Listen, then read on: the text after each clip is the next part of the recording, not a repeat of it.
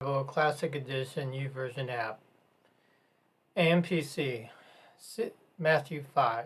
Seeing the crowds, he went up on the mountain, and when he was seated, his disciples came to him. He then opened his mouth and taught them, saying, Blessed, happy, and to be envied, and spiritually prosperous, with life, joy, and satisfaction in God's favor and salvation, regardless of their outward condition, are the poor in spirit, the humble who rate themselves insignificant, for there is the kingdom of heaven.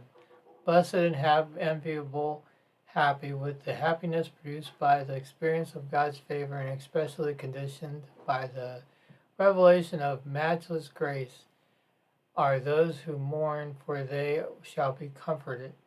Blessed, happy, blithesome, joyous, spiritually prosperous, life, joy, and satisfaction in God's favor and salvation, regardless of their outward condition, are the meek, the mild, patient, long-suffering, for they shall inherit the earth.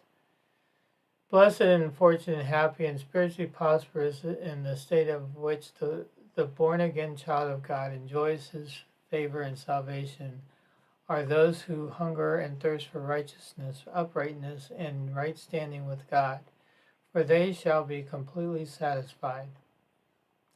Blessed, happy, to be envied, and spiritually prosperous, with life, joy, and satisfaction in God's favor and salvation, regardless of their outward condition, are the merciful, and they shall obtain mercy. Blessed, happy, enviable, fortunate, and spiritually prosperous, possessing happiness produced by the experience of God's favor, and especially conditioned by the revelation of his grace, regardless of their outward condition, are the pure in heart, for they shall see God. Blessed, enjoying enviable happiness, spiritually prosperous in life, joy, and satisfaction in God's favor and salvation, regardless of their outward condition, are the makers and maintainers of peace, for they shall be called the sons of God. Blessed and happy and enviable, fortunate, and spiritually prosperous in the state in which the born-again child of God enjoys and finds satisfaction in God's favor and salvation, regardless of their outward condition, and those who are persecuted for righteousness' sake, for being and doing right, for theirs is the kingdom of heaven. Blessed, happy, to be envied, and spiritually prosperous, with life, joy, and satisfaction in God's favor and salvation, regardless of your outward condition, are you when people reviled you and persecuted you and say all kinds of evil things against you falsely on my account.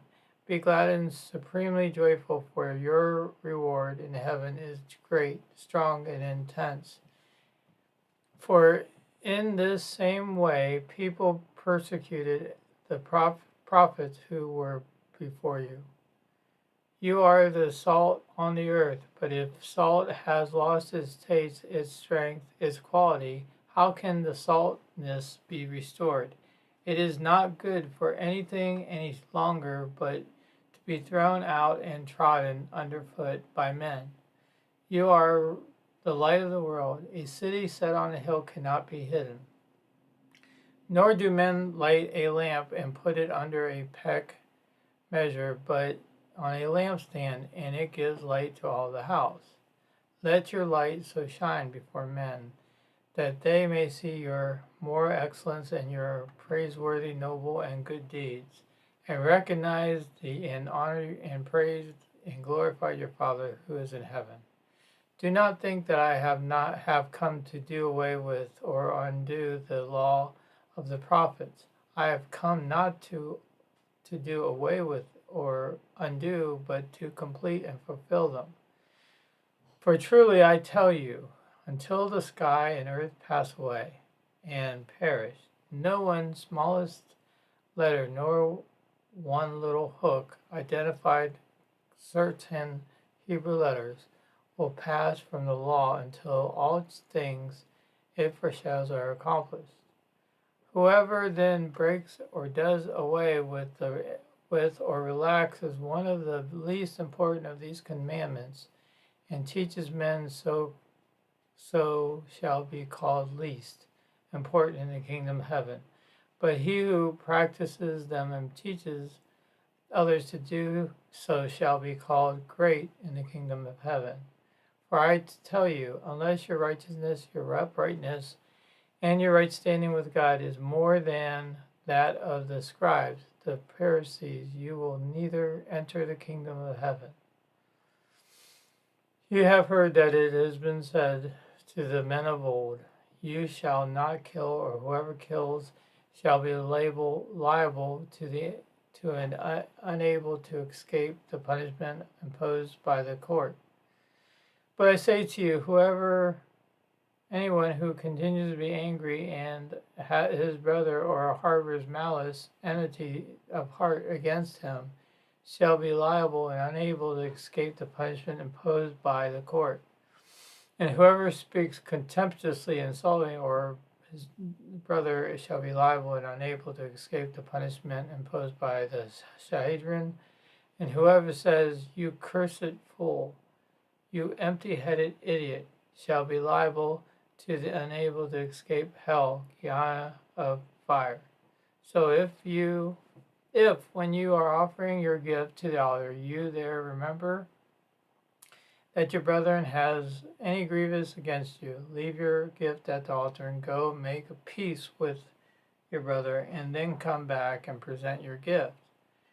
Come to terms quickly with your accuser while you are on the way traveling with him, lest your accuser hand you over to the judge, and the judge to the guard, and you to be put in prison. Truly I say to you, you will not be released until you have paid the last fraction of a penny. You have heard that was said, you shall not commit adultery.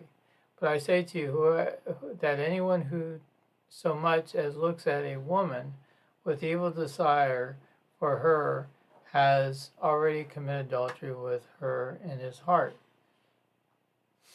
If your right eye serves as a trap to snare you, or is an occasion for you to stumble and sin, pluck it out and throw it away. It is better that you lose one of your members than that your whole body be cast into hell, Gehenna. And if your right hand serves as a trap to ensnare you, or is an occasion to be stumble and sin, cut and cast it from you. It is better that you lose one of your members than that you and your entire body should be cast into hell, Gehenna. It has been said, whoever divorces his wife must give her a certificate of divorce. But I tell you, whoever dismisses, repudiates, and divorces his wife except for the grounds of unfaithfulness, sexual immorality, causes her to commit adultery. And whoever marries a woman who has been divorced commits adultery. Again, you have heard that it was said to the men of old, you shall not swear falsely, but you shall perform your oaths to the Lord as a religious duty. But I tell you, do not bind yourself by an oath at all, either by heaven, for it is the throne of God, or by the earth, or for it's a footstool of his feet, or by Jerusalem, for it is the city of the great King. And do not swear by your head, for you are not able to make a single hair white or black. Let your yes be simply yes, and your no be simply no. Anything more than that comes from the evil one. You have heard that it was said, an eye for an eye and a tooth for a tooth. But I say to you, do not resist the devil. Resist the evil man who injures you. But if anyone strikes you on the right jaw or cheek, turn to him the other one too. And if anyone wants to make sure wants to sue you and take your undershirt, tunic, let him have the coat too. And if anyone forces you to go 1 mile, go with him 2 miles. Give to him who keeps on begging from you, and do not turn away from him who would borrow at interest from you. You have heard, and it was said, you shall love your neighbor and hate your enemy. But I tell you, love your enemies and pray for those who persecute you, to show that you are children of your Father who is in heaven.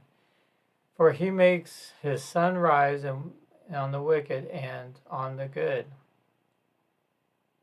and he makes the rain fall upon the upright of the wrongdoers alike. For if you love those who love you, what reward can you have? Do not even the tax collectors do that? And if you greet only your brethren, what more than others are you doing? Do not even the Gentiles, the heathen, do that?